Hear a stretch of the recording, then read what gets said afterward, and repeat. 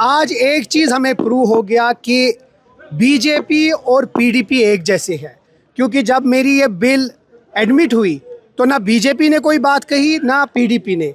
1 घंटे के बाद एलओपी साहब को इतना प्रेशर आ गया कि आसाम से उनको प्रेस कॉन्फ्रेंस करनी पड़ी, और पीडीपी के जो वहीद साहब हैं बात कर रहे हैं डेली वेजर की, जो वो काट रहे हैं, वो जो उन्हें काटा ना पेपर, वो डेली वेजर पे का काटा, लेकिन बात क्या कर रहे हैं मेरे लैंड ग्रांट्स एक्ट की। अब लैंड ग्रांट्स एक्ट जो है वो उन लोगों की है जिन लोगों ने लीगली ज़मीन ली है, वो चाहे कटरा में हो, रियासी में हो, जम्मू में हो, कश्मीर में हो, श्रीनगर में हो, कहीं भी हो, गुलमर्ग हो, पहलगाम हो, हर किसी के साथ जिनने लीगली ज़मीन ली है ये उन लोगों के लिए है। और ये बहुत बड़ी एक इम्पॉर्टेंट हम लोगों को समझना चाहिए, ये एक लीगल सैंटिटी देगा कल जाके जब हमको 5 मरले लैंडलेस लोगों को देना है, ये एक लीगल सैंटिटी उसको देगा कि हम किस तरीके से करेंगे। ये एक बहुत बड़ी बिल है। लीगली जिस इंसान ने ये बिल, जिस इंसान के पास कोई ज़मीन है लीगली उसको मिले। हम उन लोगों को नहीं, जैसे पीडीपी और उनके रिश्तेदारों के पास जो एंक्रोच लैंड है, हम उनके एंक्रोच की बात नहीं कर रहे हैं,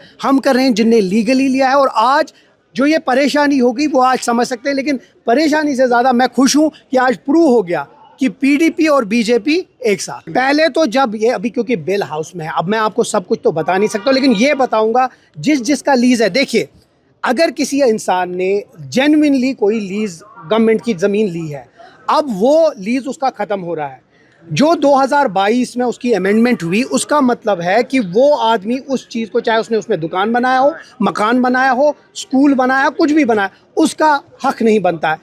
बाहर से इस मुल्क के किसी भी कोने से कोई आदमी आ सकता है और वही ज़मीन बने बनाया स्कूल, वो उसके हाथ से बना बनाया दुकान ले सकता है, क्योंकि परचेजिंग पावर उस इंसान, बाहर के इंसान के पास ज़्यादा होगा बनिस्बत जो जम्मू कश्मीर का आदमी है। उस चीज़ को ख़त्म करने के लिए ये मेरी बिल थी कि जो 1960 में तो हमारे पास कोई ज़मीन नहीं थी, 1960 में जो रूल बना था वही रूल अमेंड जो 22 में किया, उसको हमें ठीक करने की बात थी। नंबर 1। नंबर 2, अगर ये बिल जिस तरीके से बनती है, ये एक लीगल सैंटिटी देगा। जो हम 5 मरला गवर्नमेंट कर रही है उसको किसी तरीके से एक लीगल सैंटिटी देगा कि कल जाके जिनके पास लैंडलेस है, जिनके पास ज़मीन है, उनको 5 मरले दे सकते हैं।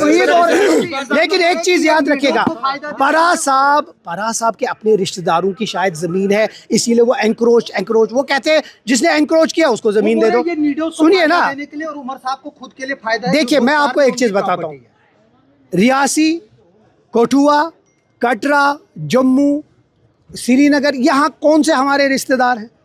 हम कह रहे हैं 1960 में जिसने लीगली ज़मीन ली हो और उन लोगों के पास जिनने सही रास्ता अपनाया, उनके लिए ये बिल है।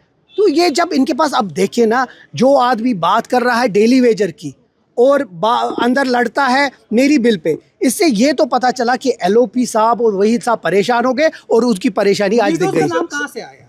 बोल रहे हैं, अब उनके पास कुछ तो बोलने के लिए है, अब कुछ भी बोल दे। सर वो ये कह रहे हैं जो अपोजिशन के अक्सर एमएलए हैं, उनका इल्जाम ये भी है कि अगर इससे पहले खासतौर से पीडीपी ने कहा कि इसी तरह की बिल हमने भी लाई थी कि जिनको अभी तक नहीं। देखिए एक फर्क है। देखिए, अगर आप जाके बाहर किसी ज़मीन पे लेते हैं, आपके पास 35A नहीं है, ये कहते हैं वो ज़मीन एनक्रोचमेंट्स को दो, तो रूल ऑफ लॉ कहाँ है? हम कहते हैं जिनके पास ज़मीन नहीं है हम उनको 5 मरले देंगे। अगर मेरी ये बिल अच्छे से निकलती है तो वही हमें एक लीगल सैंटिटी देगी 5 मरला देने के लिए। और सबसे इम्पॉर्टेंट बात है कि कोर्ट ने भी इसमें जो वर्डिक्ट दिया उसमें कहा गवर्नमेंट को कि जो चीज़ 1960 में थी, अगर किसी से आप ज़मीन ले रहे हो इलीगली, उसको वापस देना, ये बिल उस चीज़ को ठीक करती है। बोल रहे हैं कि ये अमीरों को फ़ायदा देने के लिए। अरे फिर से मैं वही बात कर रहा हूँ, ये एक ही तार जुड़ी हुई है चारों तरफ से। मैं कह रहा हूँ अमीर कौन से? जिन बेचारों के पास दुकान है वो अमीर है, जिनके पास छोटे छोटे स्कूल है वो अमीर है, जिनके पास छोटे छोटे मकान लीज लैंड पे है वो कहाँ से अमीर हो गए? बस अब और सबसे बड़ी बात है गुलमर्ग। आप चाहते हैं कि गुलमर्ग के जो लोग हैं उधर कितने सारे एम्प्लॉयमेंट मिलती है उनको उन होटलों से।